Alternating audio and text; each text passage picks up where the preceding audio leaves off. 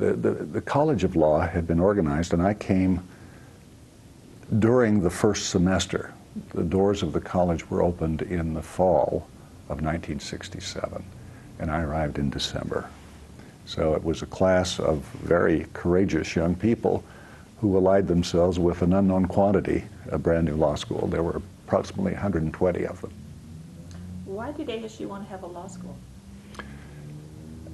I'm not certain, but I'm assuming that it was because it added some stature. And I am told, perhaps this is anecdotal, that the law school is here as a booby prize, because just before I came, there was a rivalry with respect to the location of the medical school. And the University of Arizona had the health services curriculum, and Phoenix had the hospital facilities. And there was a tussle between the cities as to where the medical school would go, but the Board of Regents moved it to Arizona.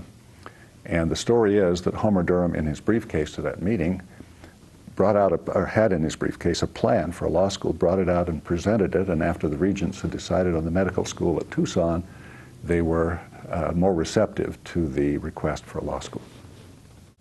Homer Durham was instrumental in starting a solid, successful law school by recruiting as the founding dean Willard Pedrick from Northwestern Law School.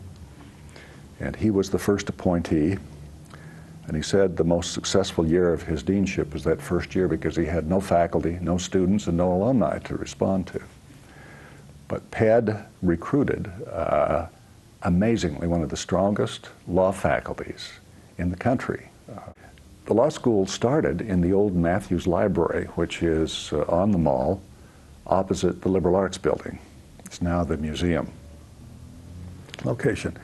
And the law school was given a couple of places, one classroom and a few offices in that building. And when I came, I was housed in an office, interestingly, that it had no ceiling, and it was adjacent to the classroom where Harold Havikhurst was teaching contracts, this distinguished gentleman who'd been dean at Northwestern. And on the other side of my office was a philosophy class taught by Morris Starsky, who was a very controversial figure in Arizona State's history.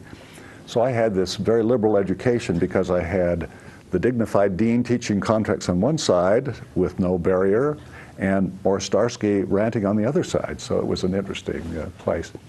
We were at the Matthews Library there from September until February. And after the university appointed Pedrick as dean, it moved immediately to provide a new building for the law school at its present site. And that building was ready and dedicated in February of 1968. I think the dedication of the law school, that was at Gamage Auditorium. And we had invited the leaders of the state and the legal profession and others, and the main speaker was then Chief Justice Earl Warren of the United States Supreme Court. Because he was there, and because he was controversial, I remember that I received threatening phone calls from the citizens of Arizona who were upset because we were tainting the school by having Earl Warren appear. And the governor of the state of Arizona refused to come and sit on the same stage with the Chief Justice. And who was that?